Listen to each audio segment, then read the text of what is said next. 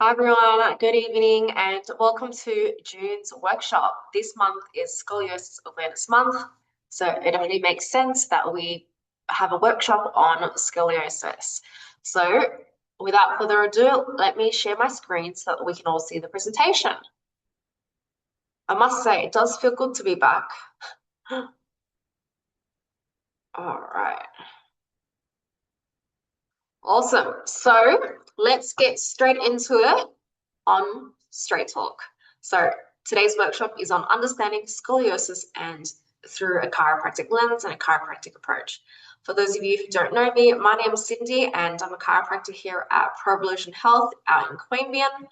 And today's workshop will be going into what exactly is scoliosis, what are the common signs and symptoms someone would have if they had scoliosis, how is scoliosis diagnosed, what are the common types of scoliosis, as well as chiropractic care for scoliosis.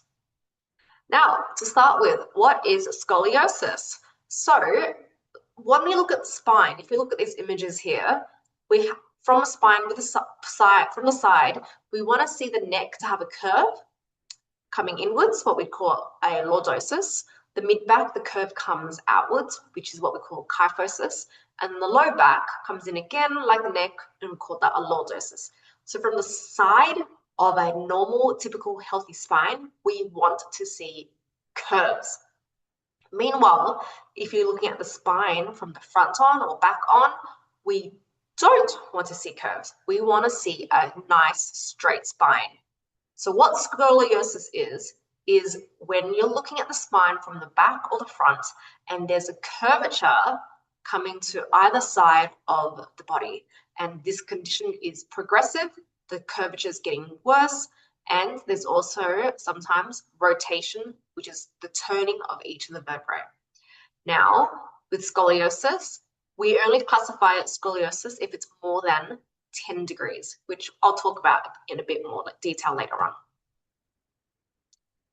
So what are the common signs and symptoms of scoliosis?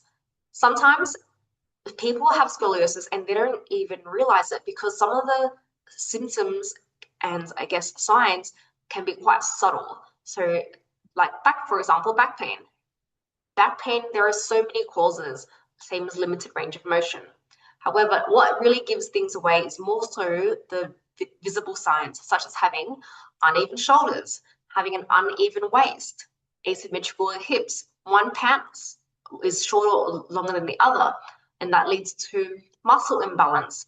We can see the head can also sometimes tilt to compensate.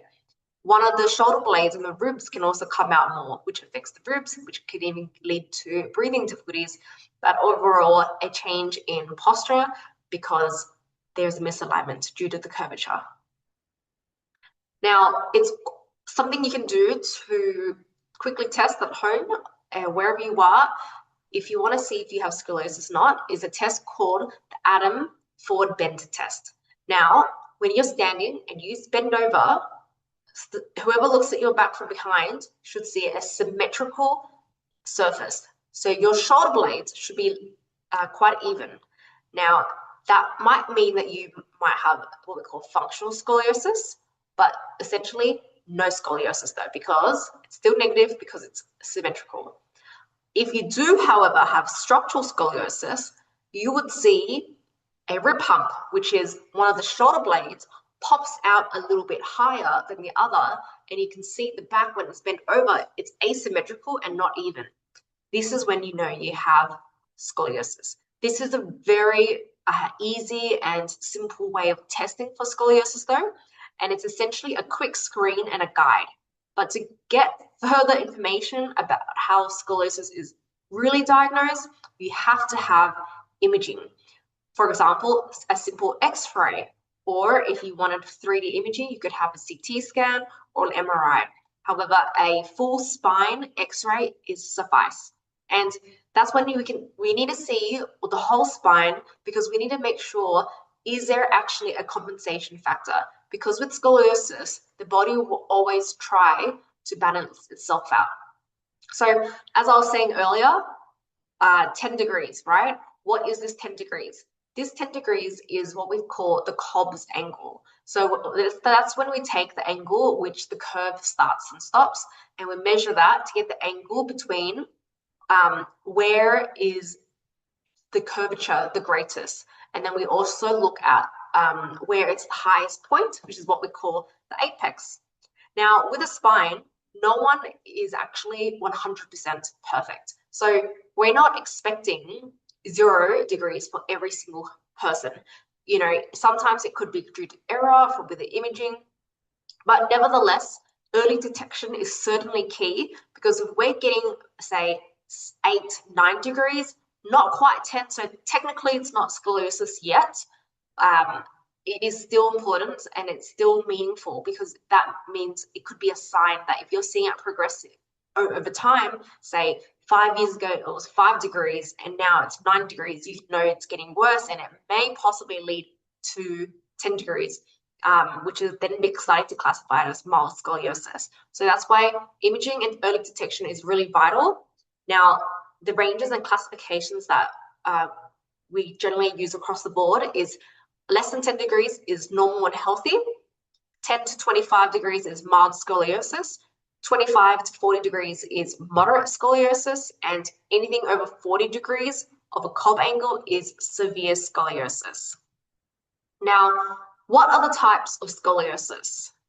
As I spoke about earlier, there's functional scoliosis. So functional scoliosis means that there's no structural abnormality. So the joints itself are actually aligned well, but there could be a temporary and pseudo fake curve that you can see, and that could be caused by other factors like muscle imbalances, or if there's a change in your leg length, which could be coming from your pelvis rotating, or even simply poor posture and postural habits. So a really good example is with someone who does a job that uses only one side of their body, then they would get scoliosis because they're leaning on that side too much and using too much of that body. So the body has more muscles on that one side, which could give a functional or fake scoliosis. Another type of scoliosis, though, that we see more commonly is adolescent idiopathic scoliosis. Now, what this is a scoliosis that affects children or adolescents from the ages of 10 into young adulthood. Now, we generally see this more in girls than boys, and it's typically noticed around the puberty age of 11 to 12 years old.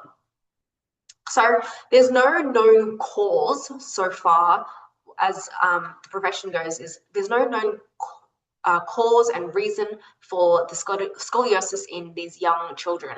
And that's why it's actually called idiopathic scoliosis. And idiopathic means, well, unknown cause. We don't know what it is, it just happens. Then you also have adolescent scoliosis in adults. So this is when an adult has had scoliosis that was or was not previously diagnosed when they were in their youth. And this condition now, instead, it actually might be either progressing or it could be stable. And it totally depends on the individual case.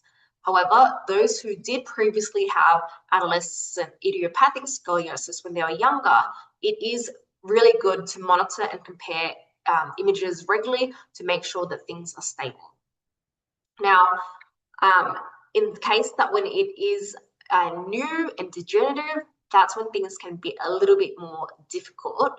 And that's where we lead into degenerative de novo scoliosis. Now, this is a condition that occurs from degeneration, which is why you see it more in people who are middle-aged or older adults, generally over the age of 45 years old.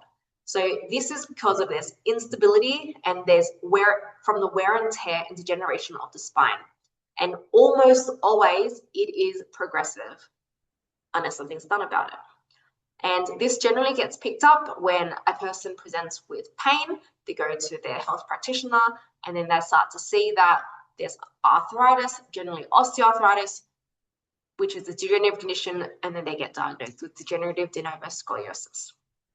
So now that you know what the types of scoliosis are, it's best for me to go into information about chiropractic care for scoliosis. Now, the simple goal of chiropractic for scoliosis is that we want to stop the progression of scoliosis. We may not always be able to reverse and undo the structural scoliosis. Functional scoliosis, yes, but the best and most important thing is we want to stop the progression of the scoliosis, but also to reduce the signs and symptoms to improve the patient's and person's quality of life. So what exactly happens? Well, specific chiropractic adjustments are what's going to make one of the biggest differences. So the chiropractor will then need to first of all analyze the x-rays to get the correct specific listings to give the right adjustments. Generally looking at, as I mentioned earlier, the apex where the curve comes out the most, making sure that it's specific and going against and following and undoing the rotation. This will then reduce pain, improve the person's posture, and give them more mobility and range of motion. But that's what the chiropractor would do for the patient. However, the patient also needs to do work for themselves. So they will be then prescribed specific exercises and be taught how to position their spine and body in the straightest possible alignments. So what this is doing exercises that holds the position opposite to what they're used to and going against the direction of their scoliosis. So bringing them and teaching them how to get straight again. Another good tool to use with these exercises is the general orthotics. And what it is they are chiropractic spinal orthotics. They have a large curve, it is firm, and the patient lies in it accordingly at the right level against their scoliosis. In cases where the progression of the scoliosis is progressing too quickly, they're not responding to conservative care and treatment such as chiropractic care, and the patient is experiencing too much pain and symptoms, then what we can do also is refer people on to Scolicare Australia for bracing. So bracing was previously used quite a lot earlier on. However, now it's used in a more softer way, and it's really to more support and stabilize the scoliosis. So that's all for tonight's workshop on scoliosis. I really hope that you enjoyed it, and I want to ask if you have any questions, please drop a comment below in the comment sections. And if you would like to make an appointment to come in for a chat, please give us a call on 6299-2660. And I want to leave you with another reminder that health is not about how you feel, but rather that your body can actually have the potential to heal. If you enjoyed tonight's workshop, please follow us on Facebook for more information, or even head over to our YouTube channel for other educational videos, as well as previous workshops that we've done in the past. Thank you so much for your time.